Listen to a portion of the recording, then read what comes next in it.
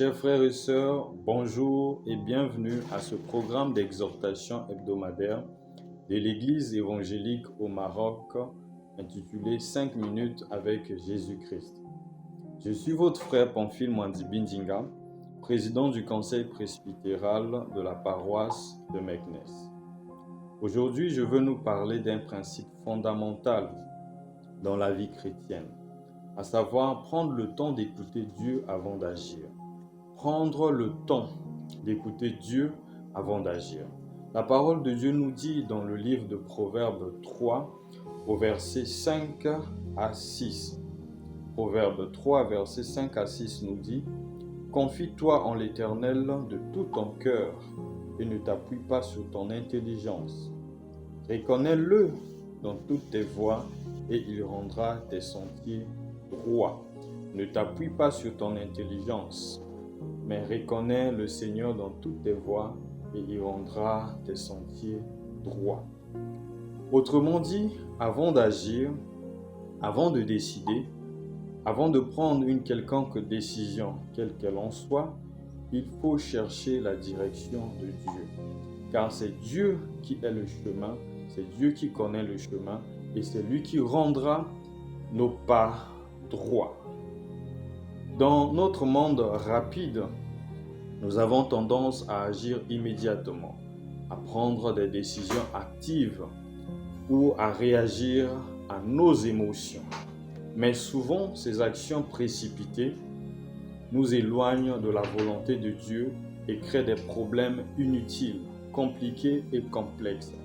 Écouter Dieu avant d'agir nous donne donc la sagesse pour agir efficacement, mais cela nous permet également d'éviter des erreurs et nous protège contre ces erreurs.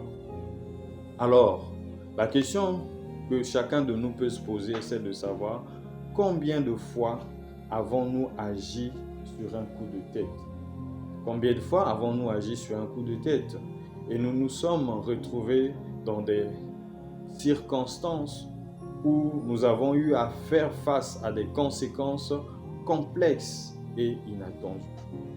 Dans la Bible, nous voyons David souvent a eu à consulter Dieu avant de prendre une décision importante.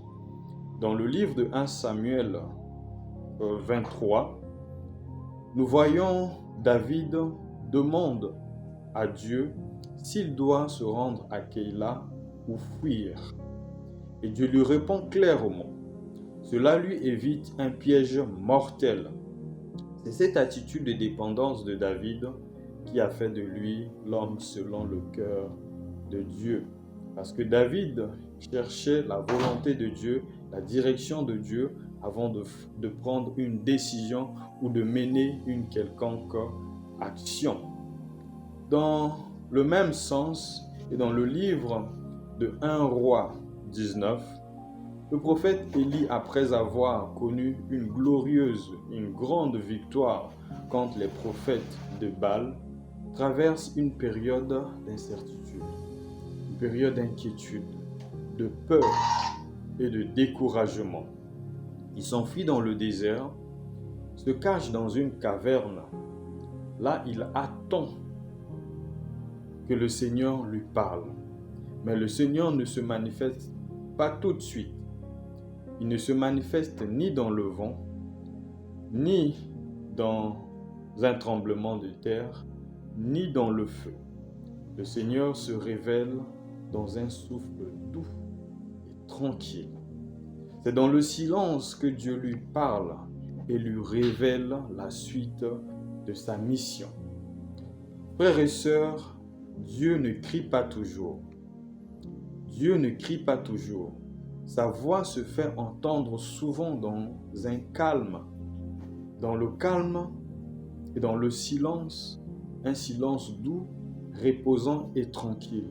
Le Seigneur se fait également entendre par la méditation, mais également par la prière. C'est pourquoi nous devons apprendre à ralentir.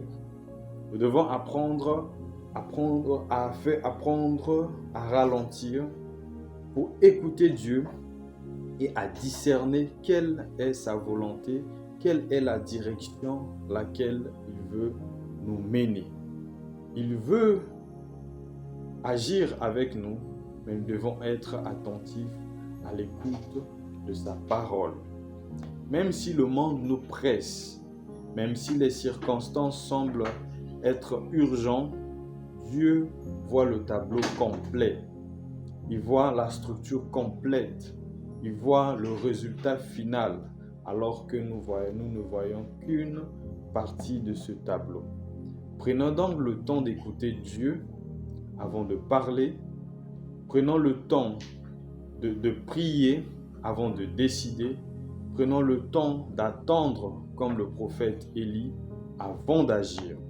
Pour conclure, souvenons-nous de cette parole inspirante de Proverbe 3, verset 6. « Reconnais-le dans toutes tes voies et il aplanira tes sentiers. » Que Dieu vous bénisse.